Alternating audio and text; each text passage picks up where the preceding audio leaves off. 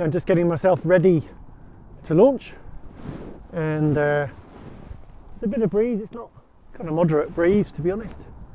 So now I've got myself ready, I've got my glider ready and a bit of a dip in the terrain, so I could have more time to sort my stuff out, and off to the side from the main launch area. And now what I'm going to do is just, I've checked all my lines while the glider was laid out like that, and since it's a little bit breezy, I'm going to bring the glider out from the side and bring it up, try and bring it up from the side, so sort of a little bit like a Cobra launch, but not quite. Just bringing it around the edge of the kiting window. Welcome to the Flybubble Paragliding channel. We are free flight experts and equipment specialists helping you get the best flying experience.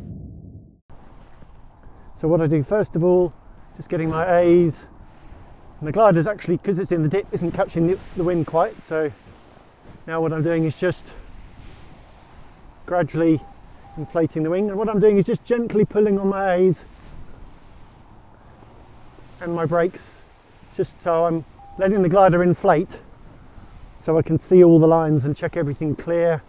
So now I'm 100% sure there's no knots or tangles, and my glider set up sideways to the wind at the moment, and in a moment I'm going to launch. Now I've got my risers set up so that the top riser is my left riser, which means I'm turning up the hill. You can see there quite clearly on the glider. Yeah, you can see on the glider how one side of the glider is inflated and not the other. So you can the wind is clearly coming from the side. Okay. So without further ado, just inflate my glider a bit better.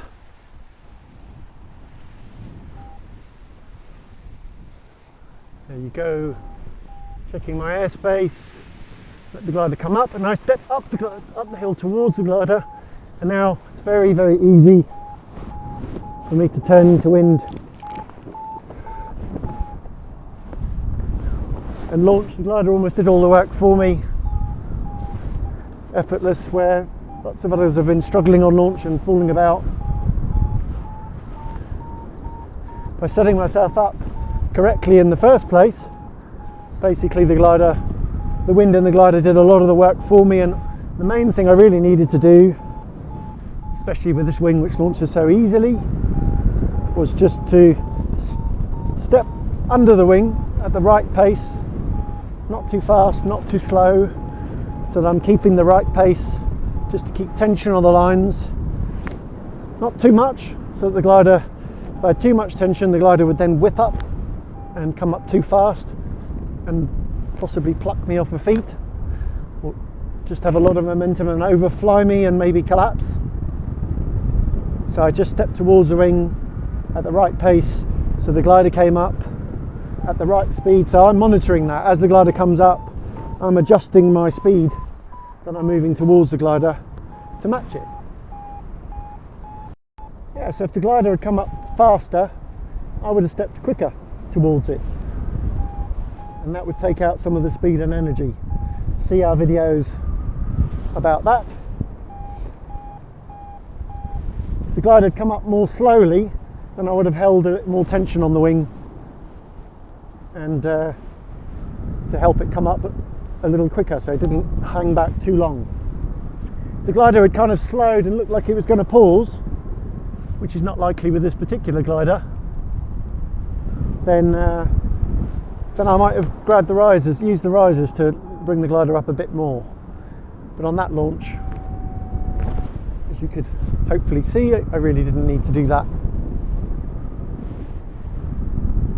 That's the key. If you set your glider up correctly for the wind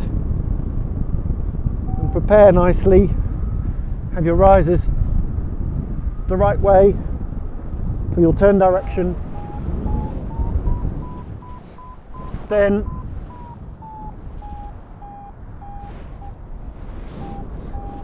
you're going to it's going to be much easier, the launch.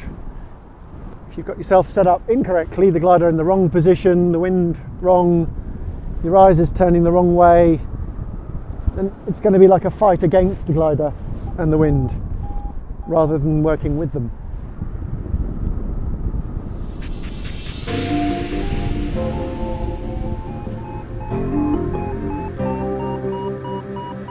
Bye.